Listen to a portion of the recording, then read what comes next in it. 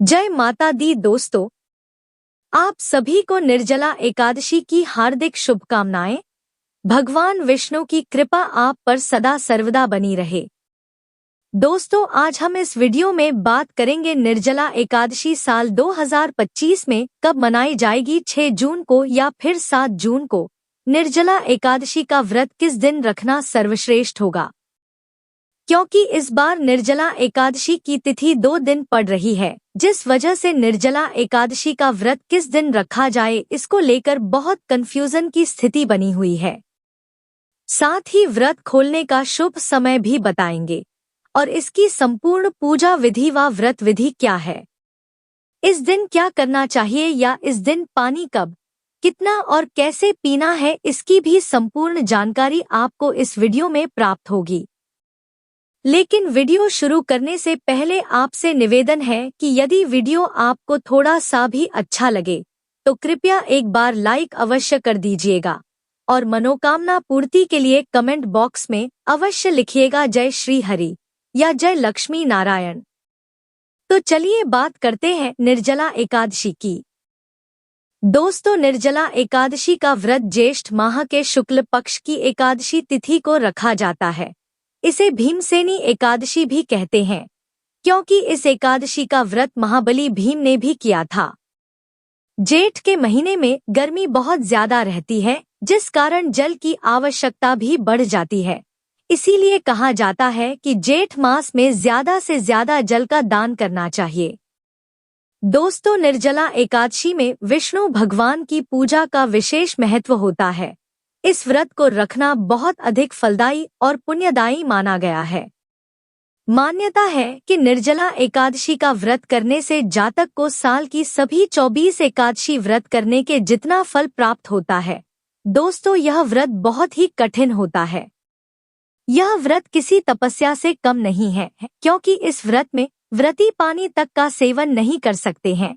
यह व्रत निर्जल और निराहार किया जाता है, इसलिए निर्जला एकादशी का व्रत बेहद कठिन होता है, क्योंकि इस समय तेज गर्मी होती है और इस व्रत में पानी पीना भी वर्जित होता है। ऐसे में इस व्रत को निर्विघ्न पूर्ण करना बेहद ही कठिन रहता है। निर्जला एकादशी के दिन जरूरत पड़ने पर पानी कब, कितना और कैसे पीना है, यह जानने से पहले निर्जला एकादशी का व्रत कब करना है, पारण कब किया जाएगा, यह जान लेते हैं। चलिए अब जानते हैं कि साल 2025 में निर्जला एकादशी का व्रत कब रखा जाएगा और किस दिन व्रत रखना सर्वश्रेष्ठ रहेगा और व्रत का पारण कब किया जाएगा। पारण करने का सही समय क्या है, तो आपको बता दें कि साल 2025 में निर्जला एकादशी का व्रत 2 दिन रखा जाएगा, क्योंकि इस बार एकादशी तिथि 2 दिन पड़ रही है। हम आपको बताएंगे कि किस दिन किस व्यक्ति को व्रत रखना चाहिए, कब व्रत रखना श्रेष्ठ होगा। तो आपको बता दें कि ज्येष्ठ माह के शुक्ल पक्ष की एकादशी तिथि की शुरुआत 6 जून 2025 की प्रातःकाल 2:15 पर हो रही है और एकादशी तिथि की समाप्ति 7 जून 2025 की प्रातःकाल 4:47 पर होगी। तो इस हिसाब से एकादशी का व्रत 2 दिन रखा जाएगा। पहला 6 जून 2025 दिन शुक्रवार को और दूसरा 7 जून 2025 दिन शनिवार को। ध्यान रहे, जो व्यक्ति पारंपरिक जीवन में है यानी गृहस्थ जीवन में है, सामान्य जन है और उद्या तिथि को महत्व देते हैं, तो वह पहले दिन वाली एकादशी यानी 6 जून 2025 दिन शुक्रवार को व्रत रखेंगे और 7 जून को पारण करेंगे। लेकिन जो लोग सन्यासी हैं, विधवा है और मोक्ष के इच्छुक व्यक्ति हैं यानी वैष्णव जन है, तो वह दूसरे दिन वाली एकादशी यानी 7 जून 2025 दिन शनिवार को व्रत रखेंगे और 8 जून को पारण करेंगे। दोस्तों, जब भी एकादशी की तिथि 2 दिन पड़ती है तो पहले दिन वाली गृहस्थ लोग यानी स्मार्त लोगों के लिए होती है और दूसरे दिन वाली एकादशी का व्रत वैष्णव लोग यानी सन्यासी और विधवा लोग धारण करते हैं। इसीलिए जो गृहस्थ लोग हैं वह अपना व्रत 6 जून को ही रखें और 7 जून को व्रत का पारण करें, यही सर्वश्रेष्ठ रहेगा।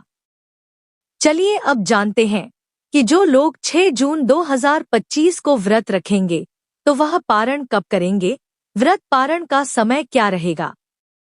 तो आपको बता दें कि व्रत पारण का समय 7 जून 2025 की दोपहर को 1:44 से लेकर शाम 4:31 पर रहेगा और पारण तिथि के दिन हरिवासर समाप्त होने का समय 7 जून 2025 की सुबह 11:25 पर रहेगा। वहीं जो लोग 7 जून को व्रत रखेंगे तो उनके लिए व्रत पारण का समय 8 जून 2025 की सुबह 5:23 से लेकर सुबह 7:17 तक रहेगा और पारण के दिन द्वादशी समाप्त होने का समय 8 जून 2025 की सुबह 7:17 पर रहेगा। चलिए अब जानते हैं कि निर्जला एकादशी में यदि आपको पानी पीने की आवश्यकता हो तो आपको पानी कब, कितना और कैसे पीना चाहिए। दोस्तों, निर्जला एकादशी व्रत में पानी पीना वर्जित होता है क्योंकि यह व्रत निर्जल और निराहार किया जाता है। इस व्रत में एकादशी के सूर्योदय से लेकर दूसरे दिन यानी द्वादशी के सूर्योदय तक जल का त्याग करना चाहिए और अगले दिन यानी द्वादशी तिथि को सूर्योदय के बाद ही पूजा करने के बाद ही जल ग्रहण करना चाहिए। लेकिन यदि आपको इस बीच बहुत अधिक प्यास लग रही है, आपका गला सूख रहा है, आपसे बर्दाश्त नहीं हो पा रहा है, तो ऐसी स्थिति में आप इस दिन केवल कुल्ला या आचमन करने के लिए अपने मुंह में पानी डाल सकते हैं। बस ध्यान रखें कि आचमन के तौर पर ही पानी ग्रहण करें, यह नहीं कि आपने ज्यादा पानी पी लिया। इस बात का आपको विशेष ध्यान रखना है कि आप सिर्फ कुल्ला या आचमन ही करें, ना कि पानी पिए। या आप ऐसा भी कर सकते हैं कि जब आप व्रत का संकल्प लें तो उस समय तक का ही लें जितनी देर तक आप निर्जल व्रत रख सकते हैं। जैसे आप शाम तक निर्जल रह सकते हैं तो वैसा ही व्रत का संकल्प ले लें और शाम की पूजा आरती के बाद जल ग्रहण कर सकते हैं। या आप रात 12 बजे तक निर्जल रह सकते हैं तो वैसा संकल्प भी ले सकते हैं। और अगर आप इस व्रत को निर्जल नहीं कर सकते तो आप फलाहारी व्रत का संकल्प करें। आप इस व्रत में फल, दूध, जूस या चाय आदि पीकर भी व्रत रख सकते हैं या सिर्फ जलीय व्रत यानी लिक्विड आहार लेकर भी आप इस व्रत को पूरा कर सकते हैं। तो फिर आपको फल आदि नहीं खाना होगा, केवल जूस, चाय, दूध आदि लेकर ही आप निर्जला एकादशी के व्रत को पूरा करेंगे। इस बात का विशेष ध्यान रखें। दोस्तों, निर्जला एकादशी की पूजा विधि जरूर समझ ले। व्रती को निर्जला एकादशी के दिन सुबह जल्दी उठकर स्नान आदि करके हो सके तो पीले रंग के वस्त्र धारण करने चाहिए। इसके बाद सूर्य देव को जल अर्पित करें। फिर पूजा स्थल को साफ सुथरा कर गंगाजल छिड़क कर पवित्र कर ले। सभी पूजा सामग्री एकत्रित कर ले। बात करें पूजन सामग्री की तो इसमें आपको एक लकड़ी की चौकी या पटा चाहिए, साथ ही भगवान विष्णु जी की मूर्ति या फोटो, जल का लोटा, पीले फूल, माला, चंदन, रोली, मौली, अक्षत, पान, सुपारी, लौंग, इलायची, धूप, दीप, इत्र, जनेऊ। नैवेद्य में फल और मिठाई आदि ले ले और पंचामृत भी बनाएं। साथ में कुछ दक्षिणा भी शामिल जरूर करें। आप सारी सामग्री एकत्र कीजिए और आसन लगाकर पूर्व या उत्तर की ओर मुख करके बैठ जाइए। अब लकड़ी की चौकी या पटा रख ले, उसमें पीला कपड़ा बिछाकर भगवान विष्णु जी की मूर्ति या फोटो को स्थान दे। अब सबसे पहले व्रत, पूजा और दान का संकल्प ले। इसके लिए अपने सीधे हाथ में थोड़ा सा जल, पुष्प, अक्षत और एक सिक्का ले और भगवान विष्णु का ध्यान करके अपना नाम, अपना गोत्र, जिस स्थान पर बैठकर आप संकल्प कर रहे हैं वहां का मकान नंबर, क्षेत्र का नाम, शहर का नाम लेकर भगवान से व्रत और पूजन निर्विघ्न पूर्ण हो इसके लिए प्रार्थना करें। घर परिवार की खुशहाली की कामना करें। अगर कोई विशेष मनोकामना है तो उसे भी बोलिएगा।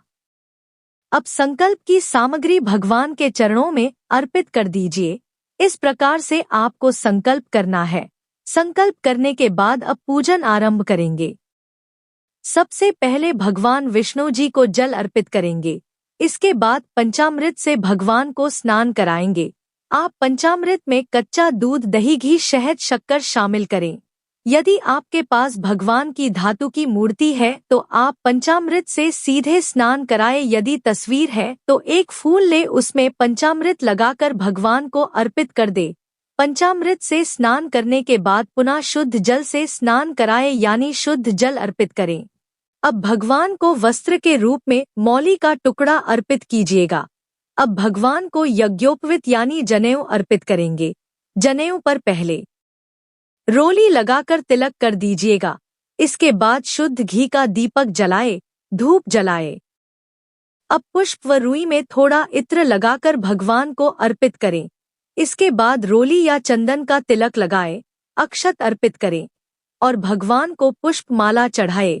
अब भगवान को हाथ से दीप दिखाए बिना दीपक को उठाए हुए या पुष्प में धूप दिखाकर भगवान को अर्पित कर दे। अब भगवान को भोग लगाए। इसमें आप फल, मिठाई, मिश्री, बताशा और भगवान जी को पंचामृत का भोग जरूर लगाए। साथ में तुलसी का पत्ता जरूर रखे।